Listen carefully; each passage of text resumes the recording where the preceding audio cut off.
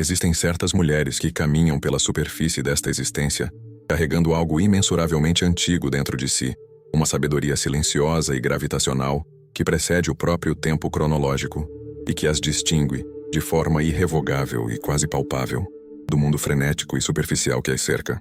Você sente isso imediatamente quando as encontra, mesmo que não consiga articular em palavras no primeiro momento. Há uma gravidade espiritual nos olhos delas, uma ressonância magnética que vibra em uma frequência que a mente racional e lógica muitas vezes não consegue decodificar, mas que a alma, em sua linguagem silenciosa, reconhece instantaneamente como uma irmã, como um refúgio. A presença destas mulheres sustenta uma profundidade abissal, que jamais poderia ser aprendida através da leitura de livros acadêmicos ou tomada emprestada de experiências de vida comuns, pois essa substância brota de dentro, emergindo como água viva e cristalina de uma fonte subterrânea que flui ininterruptamente, muito antes desta vida atual ter sequer começado a ser sonhada. Algo no olhar insondável dessas mulheres fala de jornadas épicas e esquecidas, atravessadas através de paisagens interiores que a maioria das pessoas modernas sequer suspeita existir. Elas carregam um mapeamento secreto de territórios psíquicos que foram abandonados pela consciência contemporânea em sua corrida pelo progresso material. Carl Gustav Jung, o grande cartógrafo da psique humana e explorador dos mistérios da alma, falava frequentemente sobre indivíduos que parecem carregar a sabedoria acumulada do inconsciente coletivo, consciências vastas e dilatadas que viajaram através de camadas geológicas de experiência humana, muito além do que uma única vida biológica, limitada pelo nascimento e pela morte, poderia conter. Estas não são meras teorias abstratas para debates intelectuais ou noções românticas, criadas para consolar aqueles que se sentem desajustados. São padrões arquetípicos reconhecíveis, forças vivas da natureza que emergem organicamente na psique de certas mulheres, marcando-as com o selo da profundidade. 10 sinais distintos e inconfundíveis revelam-se sem esforço ou intenção consciente, manifestando-se na rotina diária não como uma performance, mas como uma essência. A mulher com uma alma velha não escolhe racionalmente possuir estes traços. Eles a escolhem, eles a habitam. Ela os vive porque não consegue, sob nenhuma hipótese, viver de outra forma, tão naturalmente e inevitavelmente quanto um rio segue o leito esculpido pelas águas antigas em sua busca eterna pelo oceano. O que você está prestes a descobrir nesta análise profunda pode espelhar algo que você sempre sentiu pulsando no escuro do seu quarto, mas nunca teve a linguagem adequada ou a coragem para nomear. Estes 10 sinais não são conquistas para alcançar, não são troféus de desenvolvimento pessoal para perseguir ou exibir nas redes sociais.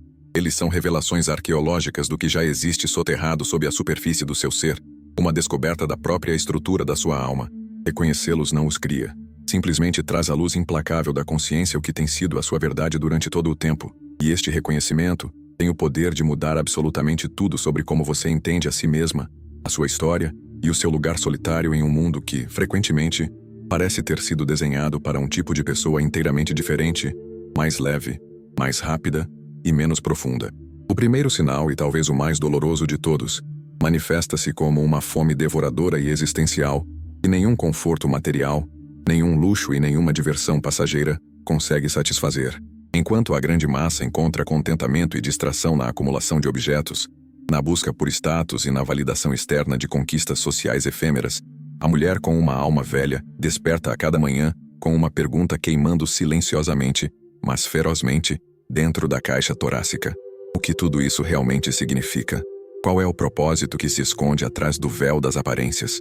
Esta questão não é um entretenimento filosófico para preencher horas vagas ou uma curiosidade ociosa de domingo. É uma necessidade vital e urgente tão crítica quanto a respiração para os pulmões ou a água para um corpo desidratado no deserto. Ela não consegue ignorar esse chamado da profundidade, mesmo quando tenta desesperadamente se adequar à normalidade para ser aceita. Sua busca incessante por significado frequentemente a leva para longe dos caminhos convencionais, afastando-a das estradas pavimentadas pelo senso comum e pelas expectativas familiares. Enquanto outros seguem rotas prescritas de sucesso financeiro e estabilidade burguesa, ela se vê irresistivelmente atraída, como uma mariposa para a luz, para a filosofia hermética, a psicologia profunda, a alquimia e as tradições espirituais antigas, que falam a evolução lenta da alma, em vez da satisfação rápida do ego. Ela lê Jung, estuda os místicos e mergulha em textos sagrados não por um interesse acadêmico distante, ou para obter títulos, mas porque aquelas palavras antigas descrevem com precisão um terreno interno que ela tem navegado sozinha, e sem mapa, desde a sua mais tenra infância. Ela se reconhece com um alívio quase físico nas descrições dele sobre o processo de individuação, aquela jornada longa, perigosa e muitas vezes solitária de tornar-se quem você verdadeiramente é, despindo-se das camadas pesadas de condicionamento social, traumas herdados e expectativas alheias. Essa busca a leva a lugares internos que outros não conseguem compreender, criando muitas vezes um abismo de silêncio entre suas motivações profundas e os desejos superficiais do mundo exterior. Você já se sentiu tomada por uma saudade avassaladora de um lugar onde nunca esteve nesta vida? O segundo sinal manifesta-se como uma conexão inexplicável, quase magnética, com certos lugares geográficos, culturas antigas ou períodos históricos específicos. Uma ressonância que desafia qualquer lógica linear ou explicação genética. Uma mulher com uma alma velha pode encontrar uma paisagem, ver uma fotografia de um templo em ruínas, ou ouvir uma melodia antiga e sentir um reconhecimento tão profundo e visceral que traz lágrimas imediatas aos olhos. Não é a nostalgia suave de umas férias lembradas, mas uma memória celular, aguda e perfurante, que transcende esta existência única. Ela para diante de ruínas antigas no Mediterrâneo, ou caminha por uma floresta densa, e algo dentro dela sussurra com uma certeza absoluta e assustadora. Eu conheço este lugar, eu já estive aqui, eu já amei e perdi aqui. Ela pode sentir uma afinidade inexplicável e técnica pela espiritualidade celta e seus druidas, ou encontrar-se comovida até o soluçar pela precisão silenciosa da cerimônia do chá japonesa, ou sentir um reconhecimento de casa ao estudar as tradições de sabedoria indígena e xamânica. Estes não são interesses casuais de um hobby, ou preferências estéticas superficiais de decoração. Eles parecem lembranças reativadas, arquivos que são abertos em vez de aprendizados que são adquiridos. Quando ela encontra essas ressonâncias no mundo externo, algo dentro de sua estrutura física e psíquica relaxa profundamente, como se uma parte dela que esteve prendendo a respiração e tensionando os músculos por séculos pudesse, finalmente, exalar e descansar. Não se trata necessariamente de provar uma memória literal de vida passada, embora ela possa legitimamente se perguntar sobre isso no silêncio de suas reflexões, mas sim de uma ressonância arquetípica poderosa. A alma dela reconhece padrões e atmosferas que testemunhou através da vasta e contínua memória da própria humanidade, acessando espontaneamente o que Jung e outras tradições esotéricas chamavam de registros da experiência humana ancestral ou inconsciente coletivo. O terceiro sinal revela-se na forma radical, e muitas vezes exaustiva, como ela se relaciona com o sofrimento alheio. Sua compaixão não é uma virtude performática para ser elogiada, nem é cultivada através de esforço moral ou religioso para garantir um lugar no céu. Ela emerge naturalmente, incontrolavelmente, como uma fonte de água que não pode evitar fluir quando a terra está saturada. A mulher com uma alma velha percebe a unidade fundamental e invisível entre todos os seres vivos, não como um conceito espiritual bonito para postar na internet, mas como uma realidade vivida, física e muitas vezes dolorosa. Quando ela testemunha a dor, a injustiça ou a crueldade contra outro ser, humano ou animal, ela não consegue se separar disso intelectualmente. Ela sente a dor reverberar em sua própria carne, em seu próprio sistema nervoso. Ela reconhece o sofrimento como parte integrante da experiência humana universal, e as fronteiras entre o eu e o outro parecem permeáveis para ela, de maneiras que podem ser vivenciadas tanto como um dom sagrado de conexão, quanto como um fardo pesado de hipersensibilidade. Seu desejo de ajudar, de curar, de ouvir, surge sem nenhuma necessidade de reconhecimento público, aplausos ou gratidão. Ela dá porque dar é a expressão natural da sua compreensão celular de que não há separação real, de que somos todos fios da mesma tapeçaria. Quando alguém sofre, uma parte dela sofre junto, não de uma maneira codependente, doentia ou sem limites, mas a partir de um reconhecimento genuíno e maduro da interconexão de todas as coisas, a teia da vida, o unus mundus que a psicologia profunda e a física quântica descrevem. Essa empatia, no entanto, pode ser devastadoramente exaustiva, pois ela sente o peso psíquico do mundo mais agudamente do que a maioria das pessoas ao seu redor. Ela não consegue facilmente virar as costas para o sofrimento, fechar os olhos ou descartá-lo cinicamente como problema de outra pessoa. Ela carrega, muitas vezes em silêncio, a consciência da dor coletiva que outros conseguem ignorar através da distração, do entretenimento ou da negação. No entanto, e aqui reside o grande mistério, Apesar desta sensibilidade esquisita e quase pele sem proteção, o quarto sinal emerge como um paradoxo vivo, uma calma interior inabalável e uma resiliência de aço. As crises externas, o caos do mundo e as emergências do cotidiano não desestabilizam seu núcleo profundo. Ela testemunhou, através de algum conhecimento interior misterioso acumulado em jornadas anteriores, a natureza transitória e cíclica de todos os dramas humanos. Enquanto outros entram em pânico, gritam e se desesperam durante a turbulência e a incerteza, ela se torna, sem esforço, um ponto natural de estabilidade. O olho do furacão, o eixo imóvel ao redor do qual a tempestade gira e ruge. Não porque ela seja indiferente, fria ou dissociada da realidade, mas porque ela aprendeu, em um nível visceral e antigo, que a tempestade, por mais violenta que seja, sempre passa. Ela desenvolveu o que Jung chamou de função transcendente, a capacidade rara de manter a tensão insuportável entre os opostos, medo e coragem, vida e morte, luz e sombra, sem colapsar psicologicamente em um lado ou no outro. Em momentos de desespero coletivo, em crises familiares ou em colapsos sociais, as pessoas instintivamente, quase como animais buscando abrigo, se voltam para ela, sentindo seu enraizamento profundo, mesmo que não consigam articular logicamente o porquê de confiarem nela. Sua simples presença comunica, sem a necessidade de palavras elaboradas, que é possível permanecer centrado quando o mundo inclina e o chão treme. Ela não prega sermões, ou tenta tranquilizar com chavões vazios de otimismo superficial, que insultam a inteligência. Seu próprio ser, sua própria postura, torna-se um lembrete vivo de que há algo em nós que não pode ser destruído pelas circunstâncias externas. Uma essência central indestrutível, o self, que sobrevive a cada perda, a cada luto e a cada traição.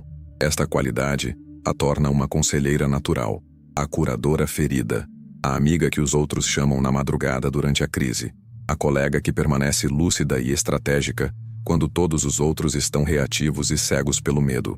Esta estabilidade interior, conquistada a duras penas, permite que o quinto sinal se manifeste com uma clareza particular e, às vezes, assustadora. Ela está perpetuamente à frente de seu tempo, percebendo padrões sutis, tendências e mudanças culturais muito antes que se tornem óbvios para a massa ou para a mídia.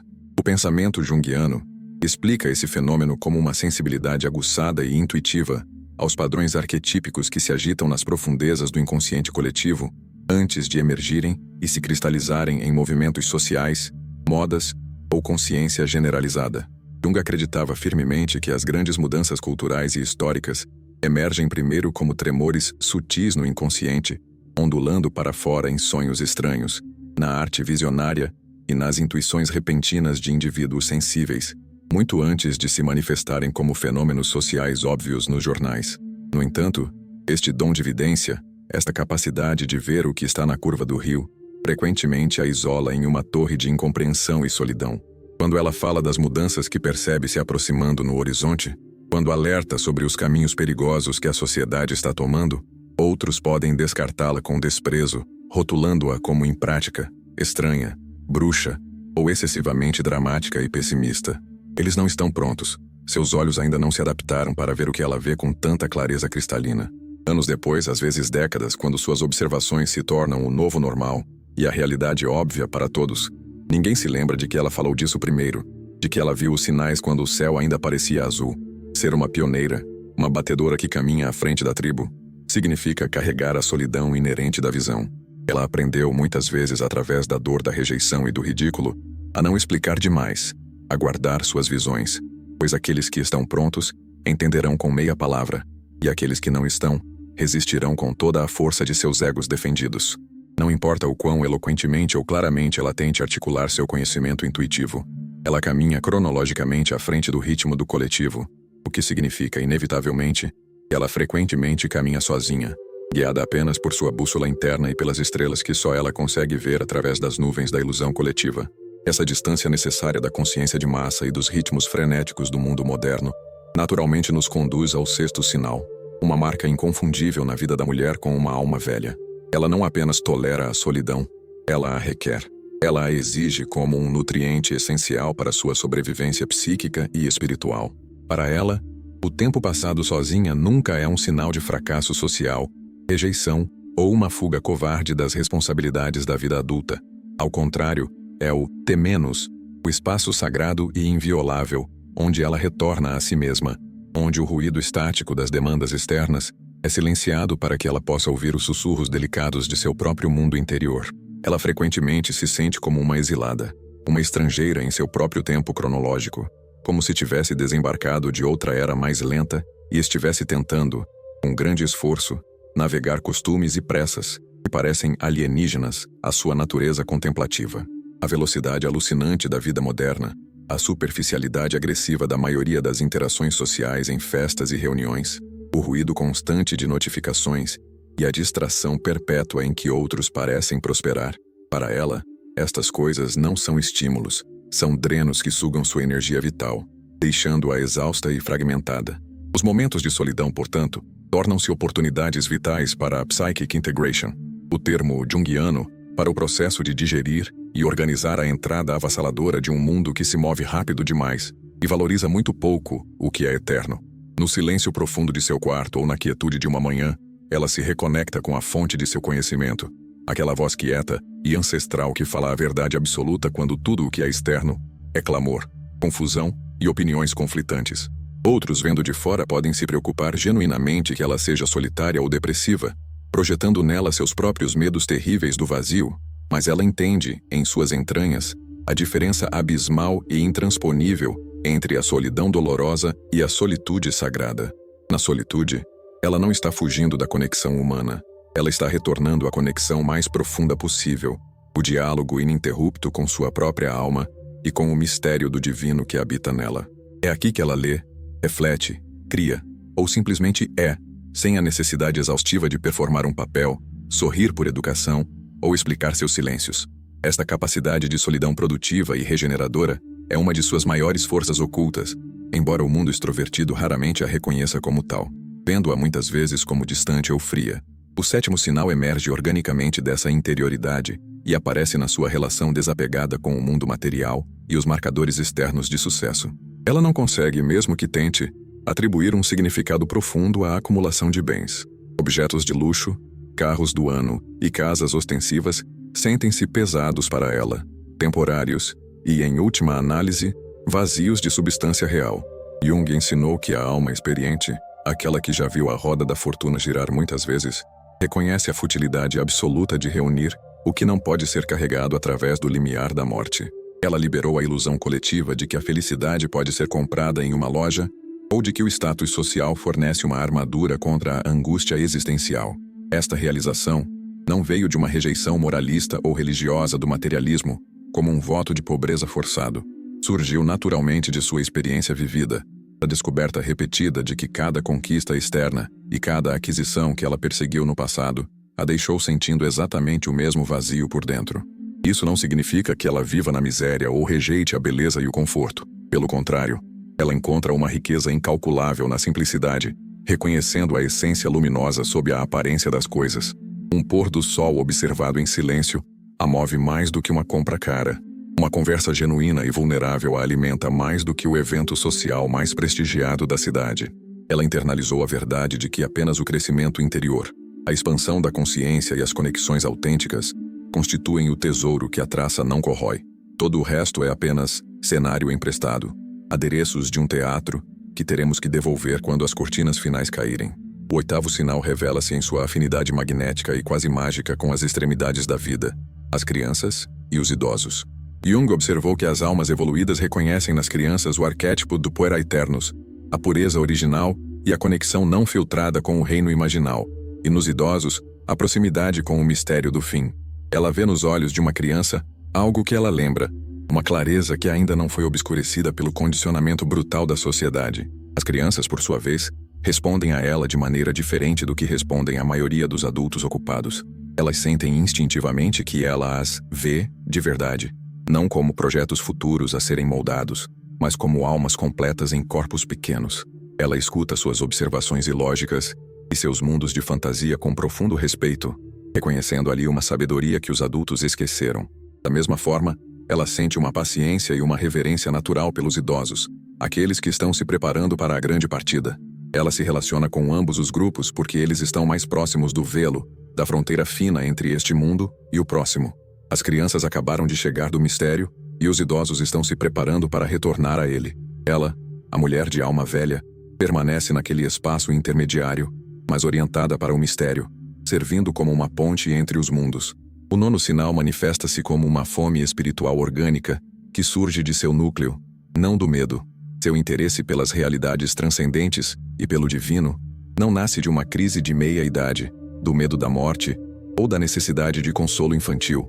É uma necessidade biológica de seu ser, como uma planta que se curva instintivamente em direção à luz solar. De acordo com a psicologia analítica, almas velhas possuem uma intuição desenvolvida que percebe espontaneamente as dimensões sutis da realidade, o luminoso, que é invisível à consciência ordinária. O reino espiritual não é uma fuga da realidade para ela, mas um reconhecimento do que é fundamentalmente real, a infraestrutura invisível que sustenta o mundo visível. No entanto, dogmas religiosos rígidos, regras sectárias e doutrinas de nós contra eles, sentem-se constritivos e asfixiantes para sua visão expandida. Ela respeita as tradições, mas não pode se confinar a nenhuma interpretação única da verdade. Ela é uma mística natural, muitas vezes praticando um sincretismo pessoal, encontrando sabedoria nos místicos cristãos, na meditação budista, na poesia sufi e na psicologia junguiana. Ela sabe que a verdade suprema não pode ser engarrafada em palavras ou rituais mecânicos.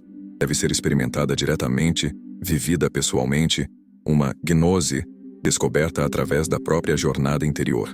O 10º e último sinal é talvez o mais poderoso e o mais difícil de carregar. Uma compreensão quase raio-x da natureza humana e a capacidade de ver através das máscaras sociais. A mulher com uma alma velha percebe as motivações ocultas, os padrões inconscientes e o material de sombra que as pessoas trabalham tão desesperadamente para esconder de si mesmas e dos outros.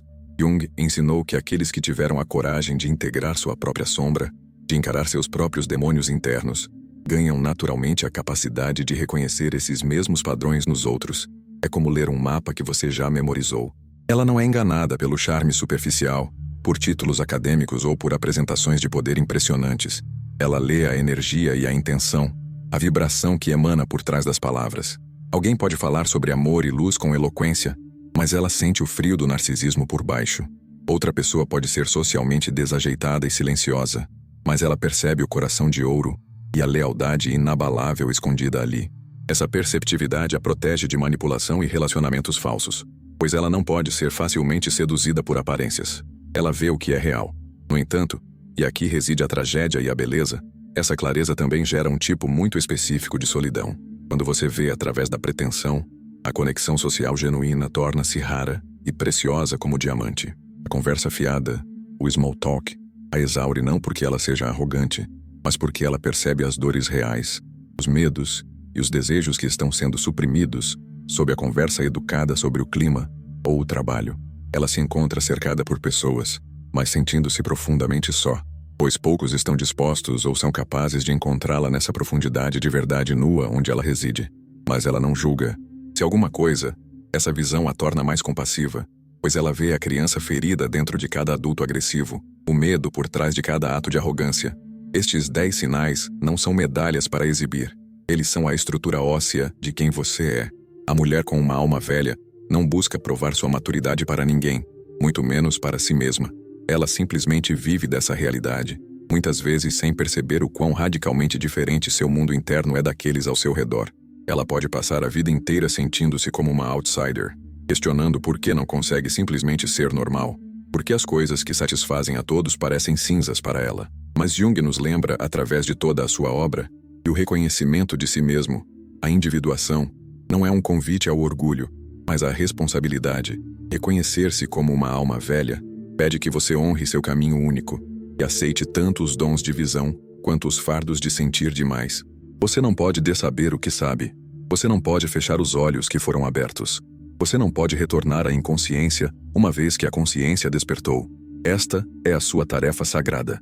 Viver sua verdade com integridade inegociável, mesmo quando o mundo não entende, não aplaude ou não valoriza o que você oferece. O verdadeiro marco de uma alma evoluída é a humildade diante do mistério infinito da existência. Ela sabe que, não importa o quanto ela compreenda, existem oceanos infinitos de mistério ainda escondidos da vista. Cada resposta abre apenas para perguntas mais profundas.